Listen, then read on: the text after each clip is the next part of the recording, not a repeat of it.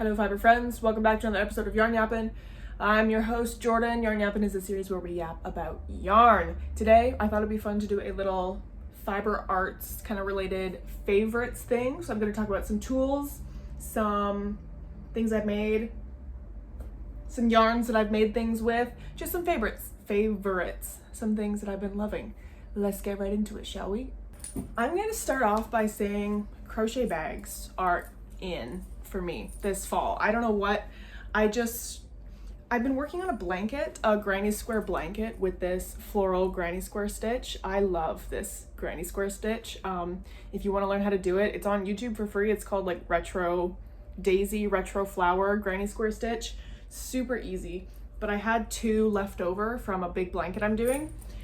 And I was like, fuck it, let's make it into a bag. And then because I'm in the new studio space and I have all this space for activities, over there is my sewing machine. So I busted out my sewing machine, gave it a little lining. It's kind of hard to tell in there, but there is some pockets. Yep, really hard to see.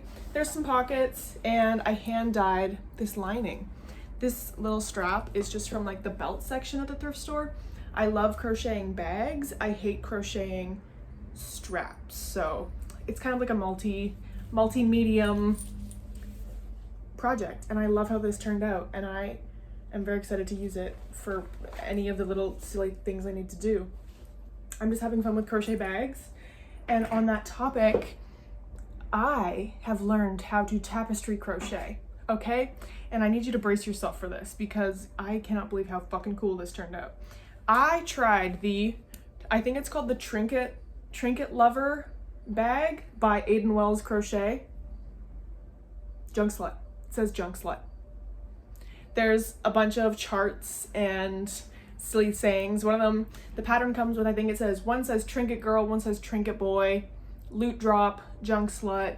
It's ridiculous. But the pattern teaches you how to put beads in your project. And one thing about me, I love beads. I love beads in any capacity. Jewelry, fiber arts, you've seen me spin some yarn with beads in them for texture. I love beads. So there's some glass beads, there's some ceramic charms, there's some little silly plastic charms. And I had so much fun doing this project. If I didn't run out of beads 8 different times, I would have finished this in a day. Because I don't know what it is about tapestry crochet. It was so much fun. I had so much fun with this. I have a lining back here. I don't know if you can see this pink that eventually will go in here. I just need to iron it before I sew it in, and my iron is God knows where. So that's that. And I plan on kind of using this strap interchangeably with my bags because we're not trying to be too overconsumptuous, if you will. But this is ridiculous. I love it. It turned out a lot bigger than I thought it was going to be. Like it's kind of like a messenger style sized bag, but it's so cool. I'm gonna put a lot of like keychains on it.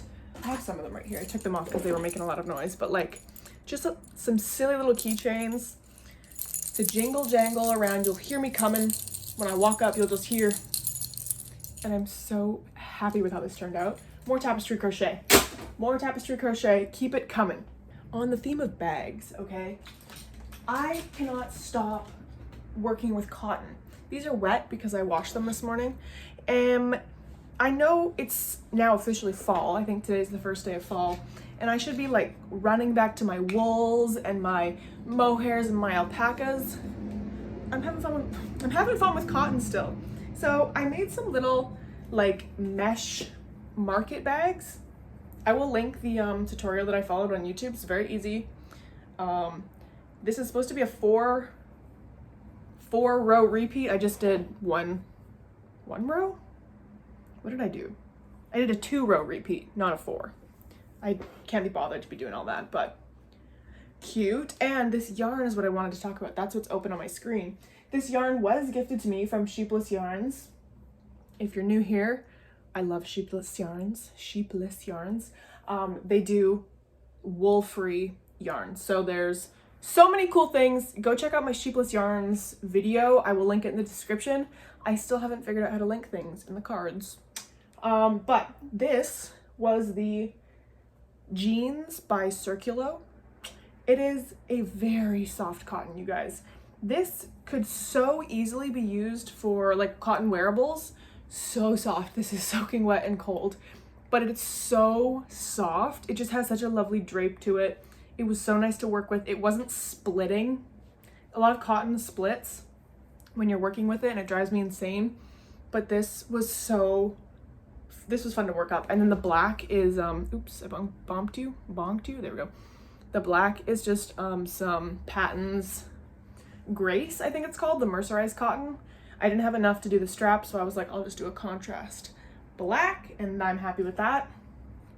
And then number 2 is, this is some Hobie Dahlia, I think is what it was. This was leftover from my spiral cotton crochet top, and I have a lot of this left. I had like 2 cakes of it, and I was like, oh, it'll be like really cool. It'll go from like this berry kind of color into the blue, and it'll be a cute little gradient bag. Well, I didn't realize how much yardage there was because I only got to the blue when I hit the straps.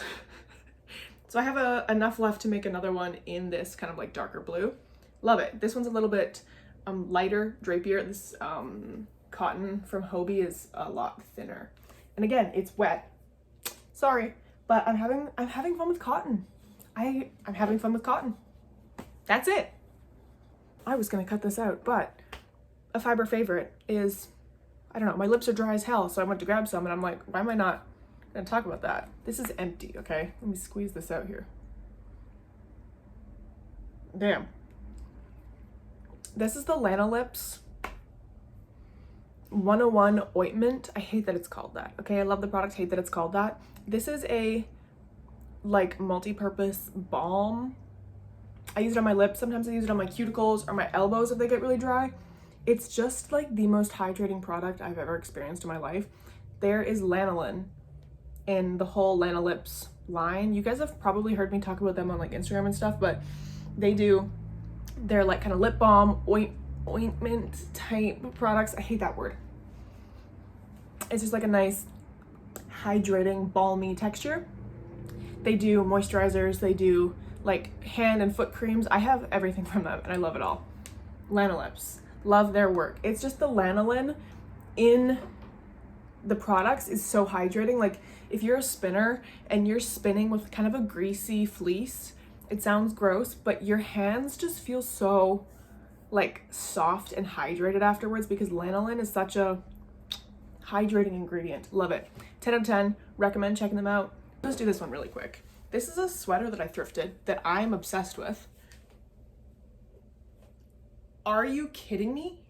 I was thrifting with my friend, shout out Ayla. I don't think she watches the YouTube channel, but I went thrifting with her and she like called my name from like the other end of the aisle and it was like slow motion. Like I turned around and she's just holding this up and I was like, and I just walked over. She's like, this is what I'm here for. And I'm like, God, you're an angel.